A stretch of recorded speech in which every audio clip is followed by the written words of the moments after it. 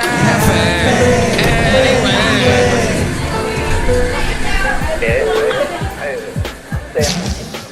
Mike's Daily Podcast. Episode 1560. And Mike Matthews broadcasting from Cafe Anyway, located somewhere in Podcaster Valleymont, the last place on earth. Today, Benita, the Disgruntled Fiddle Player, the Brewmaster. Hey, I decided yesterday that I wanted to participate in this crazy Starbucks rewards Mike's Daily Podcast promotion going on, where if you go to Starbucks and you got your Starbucks card, yeah, I'm one of those guys. Mike's Daily Podcast. They give you points, and that can get you a free drink down the road. And you know what I did last week with one of those?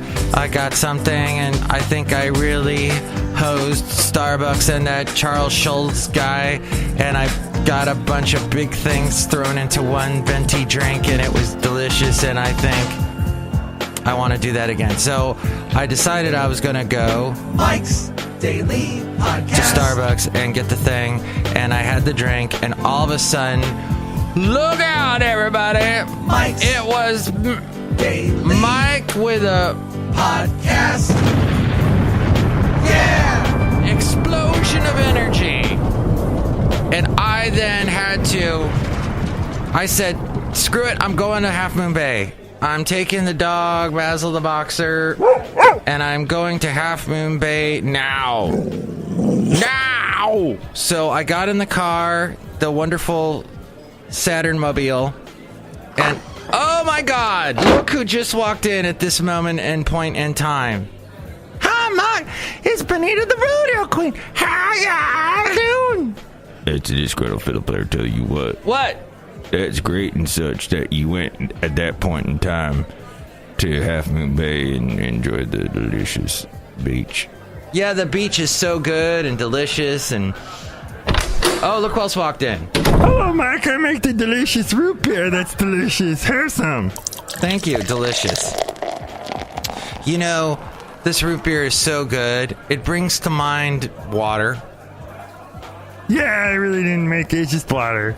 Aw, dang. But that's all right. That's either here or there or anywhere up there or what's that? And didn't want to get too close to that. So, yes, I went to Half Moon Bay, and I had a great time because I believe America could become a better place. And I don't know. And here's today's podcast picture. It's Silly Accents Day today. No, it's not. It's Zooby Zooby Zoo. Valentine's Day. Zooby Zooby Zoo. Take the one you love and love her, because it's better to have loved and lost than to have never loved at all. Am I right? Oh my God, no way! Yes. Am I right? Right? Kinda. I am right. And that's why you need to Yeah, no kidding.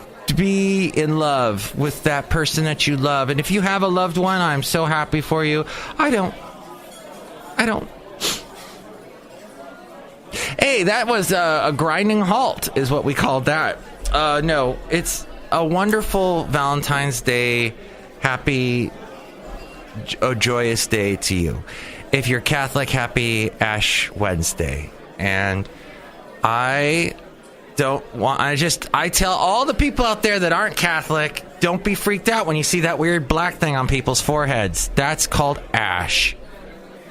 And it's Ash Wednesday, and it goes back to when Jesus was, it's the beginning of Lent, and I'm trying to remember everything. I spent 4 years at a Catholic high school. Let's see.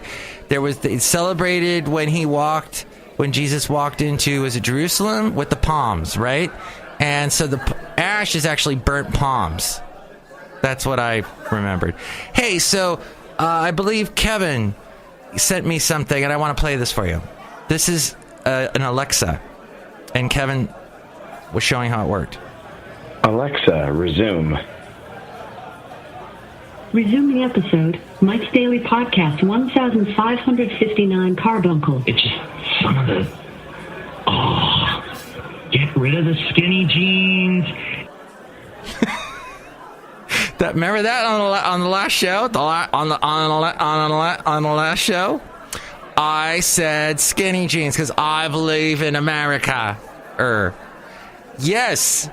And Kevin, who does the segment, who hasn't done it in over a year, called Addenda with Kevin.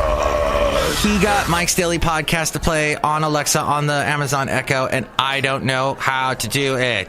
I would imagine you would say, because I'm on all these podcast platforms, I spend more time uploading this show to all these different podcast platforms than actually doing the podcast. And by the way, I have to rush this show because you may remember last show ended abruptly when all of a sudden there was a ding dong, and somebody was, hey, we're here, and I had to run away. Oh no, it's happening again. Oh, false alarm. Yeah, Mike, I should check and see if it works, because I'm a fix-it. I'm a handy woman. And my husband, the Disgruntled Fiddle Player, is going to take me out for a great dinner today. Yeah, we're going to go and have a delicious beefsteak dinner. I can't wait. In fact, we're going to go right now. Bow, delicious cow meat. That's right, delicious cow meat. So, look, my point being that you can get on the show, that you can listen to the show through Alexa, and you just go to the Amazon Echo, and all the places you can listen to the show, like Spreaker. I guess if you would say open Spreaker and then play Mike's Daily Podcast, it would work that way, or open iTunes. Oh my gosh! Oh wow! Look what's happening right now. Let's listen. Firewalls have new requirements. No, we don't want that. My firewalls. Oh, yeah, and to make the show play, you might have to do something to your firewall. I don't know. This isn't that technical a show. I don't get that technical. But I do talk about dogs a lot. I talk about my dog, the wonderful Basil the Boxer. And it does sadden me when I take him to Half Moon Bay, and I notice... I remember all the times we've been to Half Moon Bay over the 8 years that I've had him. And I just remember, those... Up until about 3, maybe even 2 years ago, he would run, and we would walk, and I'd be so tired, and he would just have more energy and just keep going. And now we go not even like a fourth of what we used to do, and it's sad. It's sad, but he's still really happy. He got up this morning. He was walking around. He wasn't limping, a little bit of a limp, but it's somebody told me, the beautiful girl that I know at this dog store, this dog food place, she said boxers, they have this issue as they get older, their joints aren't as lubricated. And she goes, are you giving him glucosamine? And I said, yes, I am. And well, that should help. And it does help him, but I just noticed, I got to watch it. I can't push him too hard. And yesterday he had a lot of fun. In fact, he even chased the birds a little bit yesterday. There were some birds on the beach. And what the funniest thing though, yesterday, and the podcast picture is going to be from Half Moon Bay. And since it's that time of the week where I usually post a picture of myself, because this show is about me, and it always has been. Well, it'd be great if I had that drop ready to go. This show is about me, and it always has been. We call those drops, if you didn't know. Because we had Basil in the last two pictures. He'll either be in this picture or not. I don't know, and we're pressed for time. Oh, this is a good one. Maybe we'll do this one, because he's looking right at the camera.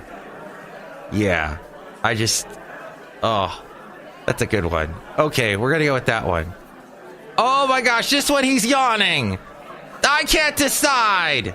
He looks so happy in this one. Okay, we're going with that because I got Binky or Blinky or one of the Pac-Man ghosts on and he's yawning. This is the best picture ever. It just takes my breath away when I look at this picture. This is what the show is about, is looking at my damn pictures. No, that's Half Moon Bay yesterday. And my knee is in this picture. I'm going to magically crop it out somehow. You don't need to see my hairy knee. As you know, I have no hair on top of my head.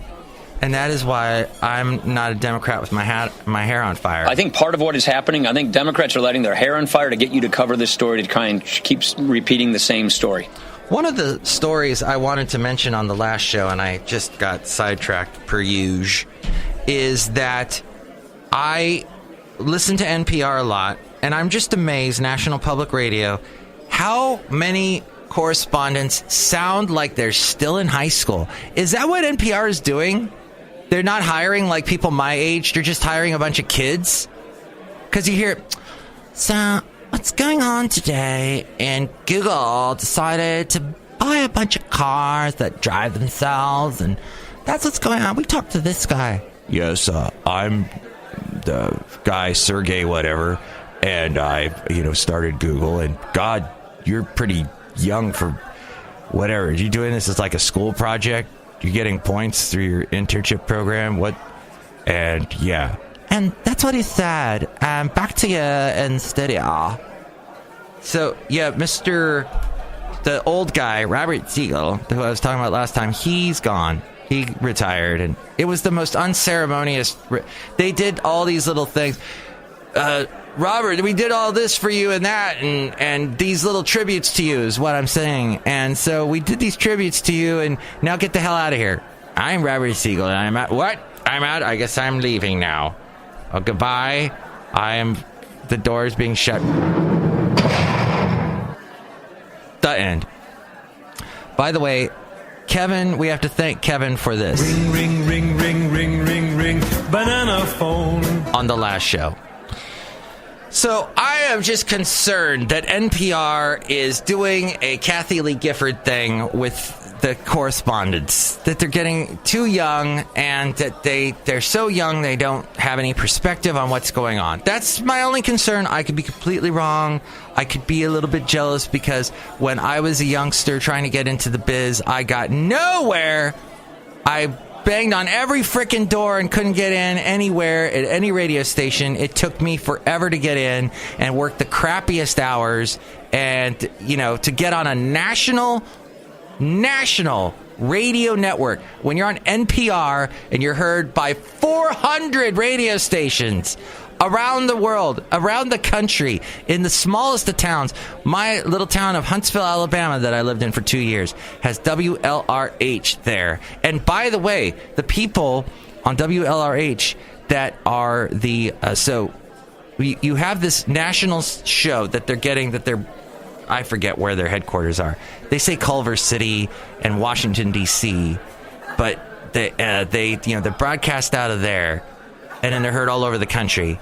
But then, you have your local person sitting in the studio in Huntsville, Alabama, who will talk in between the segments and go, don't forget, we are giving away, we're having an event with Wait, Don't Tell Me at the theater, the Von Braun Theater, so come on down. And if you're a member, you'll get in. You have to pay $50 to get in. And all those people doing that are youngsters, too. They're young college people. So I don't know if NPR is paying buku bucks to their anchors that are being heard nationally. And then the local people and the local kids and the correspondents are like, they're not getting paid. They're just interns. I don't know how it's set up, but there's something weird going on at NPR and throughout radio. I was having a discussion with someone that works in radio, and we were talking about stock, the stock price, the cost per share of radio stations now is in the, Cumulus is down to 5 cents or a fifth of a cent or something like that. What used to be Clear Channel, this huge network, it's called iHeartRadio now, they're like $1, if that, maybe 50 cents. And it's just crazy. Radio, so small, so shrinking, so dead on arrival. And NPR is just I am listening to podcasts more and more, and I see you are listening to podcasts. You are listening to one now, and thank you so much. Oh, by the way, the last podcast picture, by the way, Basil the Boxer was in that one too. And I didn't realize when I posted that picture that I was also posting his ding-a-ling. And it's in there, his little ding-ding. And you may have noticed in that podcast picture with Basil the Boxer that his ding-ding is completely white. So that's a pretty cool thing. Hey, I don't know. Maybe it's not. It's just the color. The rest of his body is brindled brown, except for his face is white. But then his ding-a-ling is white, and the rest of his body is brindled. I don't know. That's something I can't explain, and can't explain. I think it's love. I think it's Valentine's Day. Anyway, cafe anyway. Where are the look? Cupid's flying around my head. I'm going to shoot him down. Damn, Cupid, stupid Cupid. Okay, I'm sure at any moment the dang doorbell's gonna ring, so I better get to a little bit of news. Hey, Bill Paxton.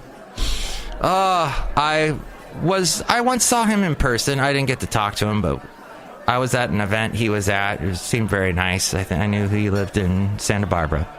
He was in Twister. He was in Big Love. Remember Big Love, the guy juggling 3, I think he ended up with 4 wives for a while. Beautiful wives. And, you know, he's Mormon and all that. And that show was on HBO. And it was like must-see TV HBO. I remember people, Sunday night, we got to watch that. Before the whole Game of Thrones thing. And, okay, Game of Thrones fans, here you go, real quick. I think we have to thank Kevin for that one, too, as well as... Ring, ring, ring, ring, ring, ring, ring. Wowie, wow, wow, wow. Yeah, he recorded a lot of stuff for the radio station. Wow! That we sometimes use, actually, on the air, but I'm using it all on my podcast. What the hell? Bill Paxton, his family and estate have filed a wrongful death lawsuit against surgeon Ali Koinizhad at Cedars-Sinai Medical Center.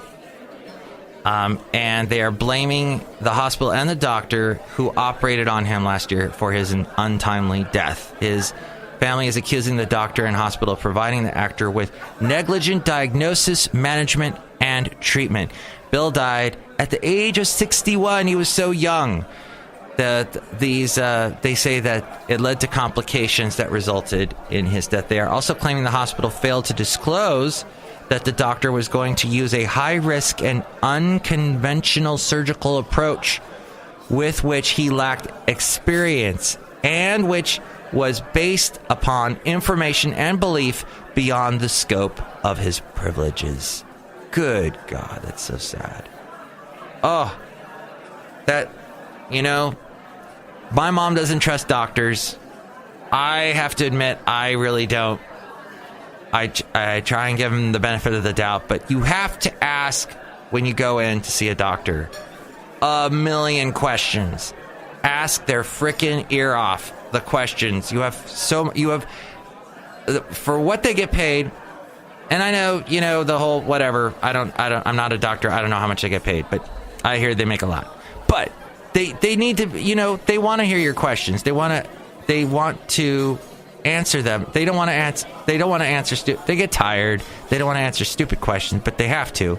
So you deserve it. So ask the questions. Katie Couric, she tweets an apology to the Dutch. All the Dutch. Katie Couric has beautiful legs. By the way, ladies, please continue wearing your yoga pants. I'm not going to get creepy here, but listen. I see you in your yoga pants, and you look amazing. Here's the thing: is I'm not going to leer. But I will tell you, my brain turns off momentarily when I see these yoga pants. So please don't wear them when I am like operating a spaceship. It is just distracting. You look great in them. You look great. You look fabulous. I don't know if I look fabulous today. I'm kind of seeing my reflection here at Cafe Anyway, and I'm saying, hey, maybe this black sweater doesn't look so good on me. Hey, I've got the bald head and the black sweater. I look kind of Addams Family-ish, which I don't have my Addams Family thing, but I got this. Oh, maybe that music does work with the subject I just broached here. But anyway, yoga pants are fantastic. We love them. Hey, Katie Couric, she is apologizing for saying that the Dutch are so successful in speed skating because skates... Oh, this is where you walk down a really bad slope, my friend. When you say a particular country race is good at something or bad at something. We all have these stereotypes, and we say them, we joke about them. I am not a comedian, so I don't have the skills to do such jokes, and I back away from them, but I sure as heck laugh at them when people point out things. You generally have to be of the same race when you are making fun of a race and or country stereotype thing. Gender, age, etc. But Katie Couric has apologized for saying that the Dutch are so successful in speed skating because skates have been used as a form of transportation when canals freeze in the Netherlands. What? Maybe? I guess? I'm good at driving because I'm a Californian, and to get to anywhere you have to drive. Well, basically I could take BART to work, but at the 5 o'clock in the morning, it's not running where I want it to go. But my point being, or her point being, her remark during the Olympics opening ceremony invited some Dutch mockery on social media from people who said the information was outdated. The Netherlands embassy to the United States invited Couric to visit the country to see all the innovative ways the Dutch get around.